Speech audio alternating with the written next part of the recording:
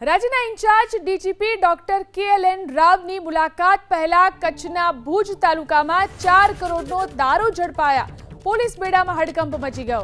સ્થાનિક પોલીસ ઊંઘતી રહી અને સ્ટેટ મોનિટરિંગ સેલે દરોડો પાડતા હવે પોલીસ અને લોકલ ક્રાઇમ બ્રાન્ચના પદાધિકારીઓ સામે કાર્યવાહી કરવામાં આવી।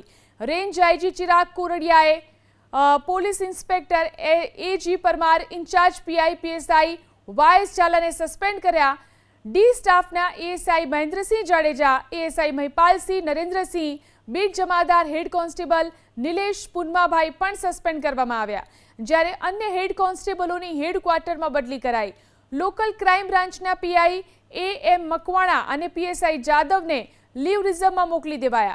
ગઈકાલે ભુજ તાલુકાના વરવાડા સીમમાંથી SMCએ ઝડપેલા ₹4 કરોડનો દારૂનો જથ્થો 2 ટ્રકમાં ભરીને લઈ જવાયો હતો, જે બાદ હાઈવે પરથી ટ્રકના ડ્રાઈવરોને ઉતારી દઈ બુટલેગરના સાગરીતોએ કબજો મેળવ્યો હતો અને બંધ પડેલા પ્લાન્ટ્સમાં કટિંગ કરવા માટે લઈ જવાયો હતો।